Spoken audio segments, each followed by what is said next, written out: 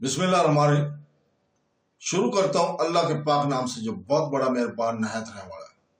دوستو، بہنوں، بھائیو، بزرگوں، السلام علیکم ورحمۃ اللہ وبرکاتہ۔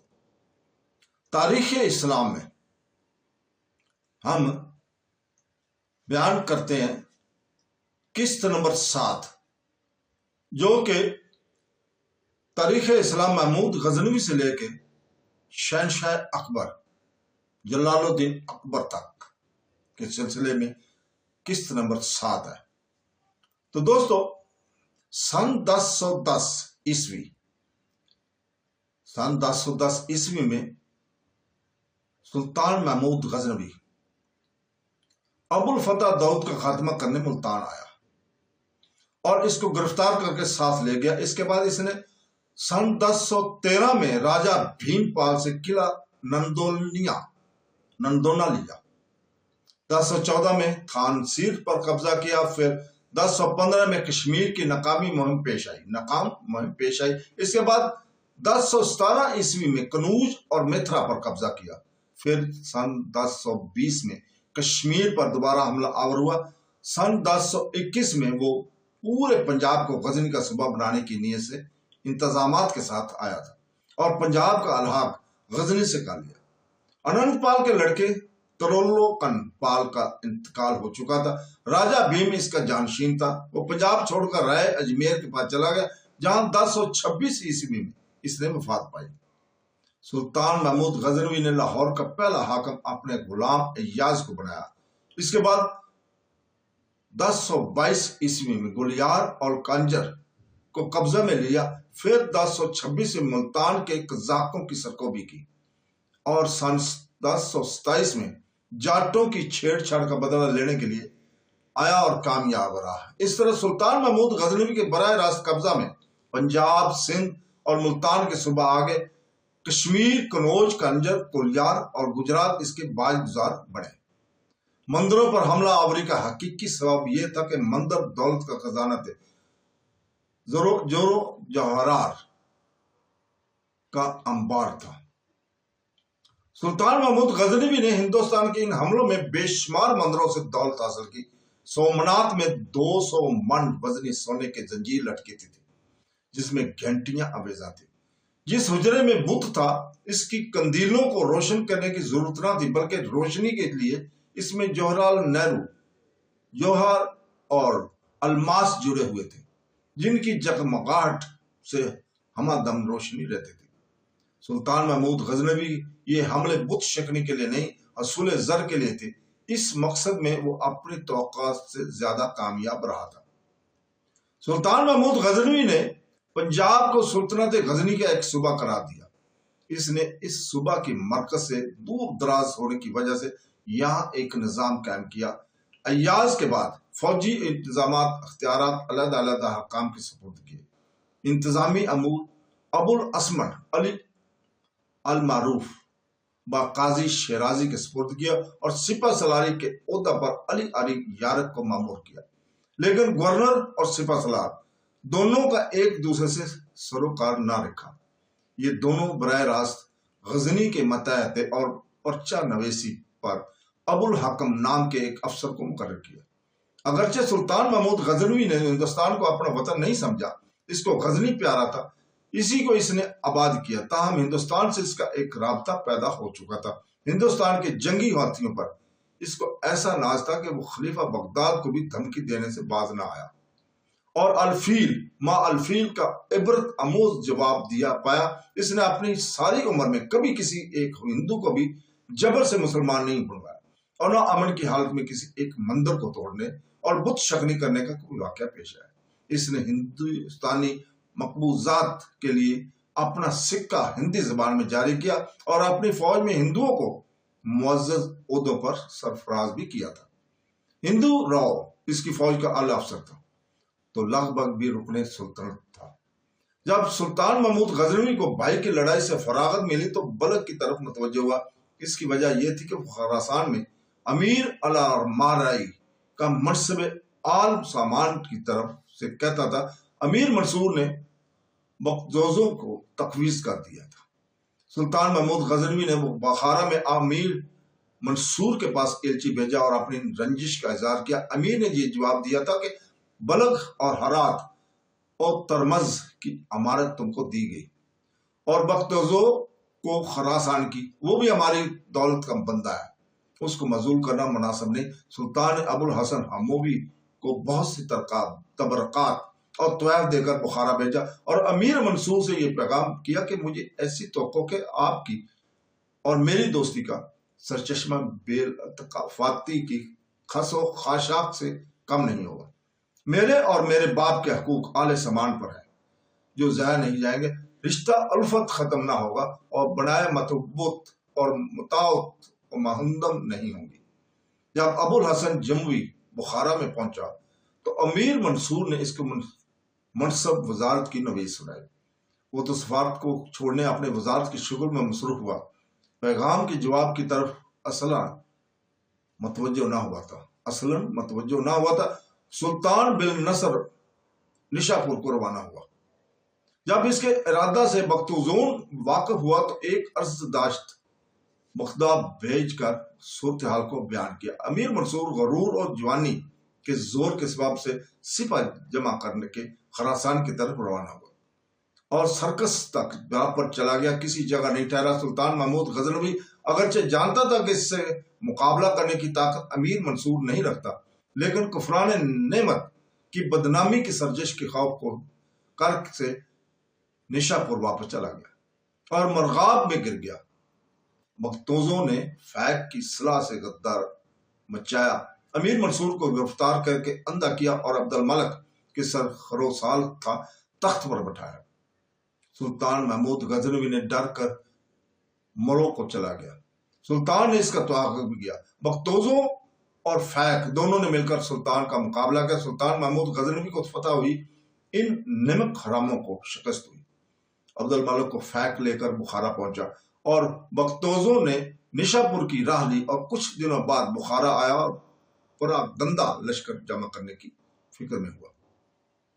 اسی اسنا میں فیک بیمار ہو کر مر گیا اور ملک خان کا شگر سے بخارا کی طرف متوجہ ہوا۔ عبد الملک اس کے تمام متعلقین کا کام تمام کیا، دولت آل سامان کو جو 128 سال تک فرما روا رہی انتہا کو پہنچایا۔ تو سلطان محمود غزنوی بلخ خراسان کی حکومت میں مصروف ہوا۔ چاروں طرف اس کی جوان مردی اور شجاعت کی دھوم مچ رہی تھی۔ خلیفہ بغداد القادر عباسی نے خلط گراں مایا ارسال کیا۔ امیر المرتلہ کا خطاب اس کو دیا گیا۔ سن 390 ہجری میں بلخ سے ہرات اور ہرات سے سستان آیا۔ یہاں کے حاکم حنیف بن احمد کو متی کر کے غزنی آیا، پھر اسی زمانے میں ہندوستان کی طرف متوجہ ہوا۔ اس کے چند قلعے والیے اور غزنی چلا گیا۔ ماورا نہر میں آل سامان کو علی خان نے خلاص کیا اور ایک خط سلطان محمود غزنوی کو لکھا جس میں مملکت خراسان پر حکمرانی کی مبارکبادی، ان دونوں بادشاہوں میں دوستی اور یگانگی کی بنا مستحکم ہوئی۔ سلطان محمود غزنوی نے بہی ابو طیب سہیل بن سلیمان کو سفیر بنا کر ایلک خان کے پاس بھیجا اور اس کی بہت سے جوہرات تحفے میں بھیجے۔ غرض مدتوں تک ان دونوں بادشاہوں میں دوستانہ خط و کتابت جاری رہی اور ایک دوسرے کو تحائف بھیجتے رہے، مگر آخر میں یہ محبت عداوت میں ہی بدل گئی تھی۔ اب سلطان محمود غزنوی خود مختار ہو گیا تھا۔ آل سامان سے جو کچھ تعلق تھا اس سے بے تعلق ہوا۔ خطبون اور سکون سے اس کا نام نکالا، اس کی جگہ اپنا نام جاری کیا۔ سب گہر کے لڑائی جھگڑوں سے فارغ ہوا، سلطان کا انتظام اور گہر کا بندوبست کیا، پھر وہ ارادہ کیا جو ان دنوں مسلمانوں میں سب سے بڑا سمجھا جاتا تھا اور فروز مند بادشاہوں کے شہان تھا، یعنی اسلام کا ہندوستان میں پھیلانا۔ اس کے ہندوستان پہ 12 حملے مشہور ہیں، مگر وہ 17 دفعہ ہندوستان آیا۔ تاریخوں میں ان مہمات میں اختلاف ہے۔ جن مقامات پر حملہ آور ہوا تاریخوں میں اس کی املا ایسی مختلف ہے، ان سے پتہ نہیں چلتا کہ وہ مقامات اب کہاں ہیں، سوائے اس کی ترتیب مہمات میں اختلاف آتا ہے۔ کوئی کسی مہم کو اول لکھتا ہے، کوئی اس کو پیچھے تحریک کرتا ہے۔ فرنگستانی محققین نے ان کی ترتیب میں اور مقامات کی تشخیص میں اپنی فکر اور تحقیق سے بہت سے عقیدے حل کیے ہیں، ہم ان کو یہیں بیان کرتے ہیں۔ فرشتہ اور نظام الدین احمد نے لکھا ہے کہ سن 390 ہجری کے قریب سلطان محمود غزنوی ہندوستان کی طرف متوجہ ہوا تھا۔ اس نے کئی قلعے فتح کیے اور ان میں اپنی طرف سے حاکم مقرر کیے۔ ان مہم اول جو سب سے پہلی مہم تھی، فتوحات کے بعد وہ غزنی واپس آیا، مگر اس کا ذکر تاریخ یمنی میں نہیں ہے۔ سن 1001 ہجری میں سلطان محمود غزنوی 10,000 چیتا سوار لے کر غزنی سے ہندوستان کی طرف روانہ ہوا۔ پشاور کے قریب اس کے باپ کا قدیمی دشمن جے پال والی لاہور 12,000 سوار، 30,000 پیدل اور 300 زنجیر فیل ہاتھی لے کر لڑنے کے لیے کھڑا ہوا تھا، مگر اس نے شکست پائی اور اپنے 5,000 آدمی کی جانیں گنوائی۔ خود آپ 15 عزیزوں کے ساتھ اسیر ہوا۔ سلطان محمود غزنوی نے بٹھنڈا کے قلعہ کو فتح کر کے مسمار کیا۔ اس کے بعد سلطان غزنین کو چلا آیا تو راجہ جے پال کو ساتھ لایا۔ اس نے خراج اور باج کا عہدہ پیمان لیا اور چھوڑ دیا۔ اس کے عزیزوں نے بھی فدیہ لے کر رہا کیا۔ جب یہ راجہ رہا ہو کر اپنے ملک واپس آیا تو شکست پر شکست کھانے سے اور قید ہونے سے اس کو شرم آئی، یا کوئی مذہبی مسئلہ ایسا تھا کہ جب راجہ 2 دفعہ دشمنوں سے ہزیمت اٹھائے یا ان کے ہاتھوں میں قید ہو تو پیر راج کے قابل نہ رہے اور اس گناہ کا کفارہ آگ میں جل کر کرے۔ اس نے راج کو اپنے بیٹے انند پال کو دیا اور خود جلتی آگ میں جل کر خاکسار ہوا۔ فرغستانی محققین نے قلعہ بٹھنڈا کی تحقیق میں بہت جان فشانی کی ہے۔ کوئی ان میں سے کہتا ہے کہ وہ ستلج پار تھا۔ سلطان محمود غزنوی بے روک ٹوک اس دریا کے پار اترایا اور اس کو فتح کر لیا۔ کرنیل ٹوڈ کہتے ہیں وہ بڑا آباد اور نامی مقام تھا اور لاہور کا راجہ یا لاہور میں یا اس قلعہ میں رہا کرتا تھا۔ سرجان ایلٹ نے بھی تحقیق یہ فیصلہ کیا کہ قلعہ بٹھنڈا کوئی نیا مقام نہیں ہے، بلکہ وہ بائیں ہند یا دائیں ہند ہے، جیسا کہ تاریخ یمنی میں لکھا ہے۔ یہ ایک مقام دریائے سندھ کے مغربی کنارے پر مشہور اور معروف ہے۔ اٹک سے 15 میل لاہور اور پشاور کے قدیمی شاہراہ اعظم پشاور سے 3 منزل کے فاصلے پر واقع ہے۔ وہ مشرقی قندھار کا دارالسلطنہ تھا۔ ابو الفضل امور برونی اور بہکی نے سکندر اعظم کو اس کا باقی قرار دیا۔ اب اس کو ہینڈ کہتے ہیں۔ آگے معلوم ہوگا کہ اس بات کے ماننے سے کئی تاریخی عقیدے حل ہوتے ہیں۔ سلطان محمود غزنوی سن 393 ہجری میں سستان چلا گیا اور وہاں کے حاکم حنیف کو غزنی لے آیا۔ پھر ہندوستان کی طرف اس کی توجہ ہوئی۔ سن 395 ہجری میں بلدہ بہاتیہ تیسری بھنٹیر کی فتح بٹنیر کی طرف روانہ ہوا۔ حدود ملتان میں دریائے سندھ سے گزر کر بٹنیر کی دیوار کے نیچے پہنچا۔ اس شہر کی فصیل اونچی اور مضبوط تھی، لیکن اس کے گرد خندق تھی۔ وہاں کے راجہ بجرائے کو اپنے لشکر پر بڑا غرور تھا۔ ناصر الدین سبکتگین کی طرف سے جو سرحد پر حاکم مقرر تھا، نہ ان کی وہ اطاعت کرتا، نہ راجہ جے پال کی شریعت فرما مداری کو بجا لاتا تھا۔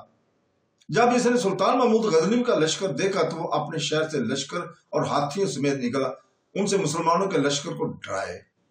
سلطان 3 دن اور رات برابر اس نے لڑا، لیکن ان میں سے کوئی معلوم نہیں ہوا کہ منصور کون ہے اور مقہور کون قریب تھا کہ مسلمانوں کو شکست ہو جائے۔ اس لیے چوتھے روز سلطان محمود غزنوی نے منادی کی کہ آج جنگ سلطانی ہوگی، چاہے کہ وہ آدمی نوکر ہیں یا جوان، اور پیر سب لڑائی کے لیے مستعد ہوں اور میدان جنگ میں آئے۔ راجہ بجے رائے یہ سن کر اپنے بت خانہ میں گیا، اپنے محمود سے امداد چاہی اور ہندوؤں کو تکمیل اصلاح کے لیے حکم دیا۔ روز ماگاہ میں بڑی شان و شوق سے آیا۔ مسلمانوں نے اس پر حملہ کیا۔ چاشت سے سپہر تک خوب حرب اور ضرب رہی۔ کشتون کے پشتے لگے، کسی لشکر میں اثار عجز و ضعف نہیں ظاہر ہوئے۔ سلطان محمود غزنوی اول درگاہ محمود میں متوجہ ہوا۔ پھر اس نے خود دشمن کو سپاہ کے قلب پر حملہ کیا اور لشکر کو ہزیمت دی۔ راجہ رائے حصار میں آیا۔ حصار بھی سلطان نے محاصرہ کیا۔ خندق کے وہر نے حکم دیا، راجہ ایسا مستفر اور مستقر ہوا کہ اپنے خاص ملازموں کے ساتھ رات کو پیادہ جنگل کو بھاگ گیا اور کسی پہاڑی پر پناہ لینی چاہیے۔ سلطان محمود غزنوی نے سبا کو اس کے طاقت میں بھیجا۔ اس نے جا کر راجہ کو ایسا گھیرا کہ جیسے گریبان گلے کو گھیرتا ہے۔ سوائے اس کے چارہ نہ تھا کہ اس نے خنجر سے اپنے آپ کو مار ڈالا۔ پھر محمود غزنوی نے 396 ہجری میں ملتان کی تسخیر کا ارادہ کیا تھا۔ تو دوستو اس کے ساتھ ہی ہم آج اجازت چاہتے ہیں، کل تک کے لیے۔ کل انشاءاللہ تعالی ہم اگلی قسط نمبر 8 میں آپ کو خوش آمدید کہیں گے، اور اسی وقت اللہ حافظ۔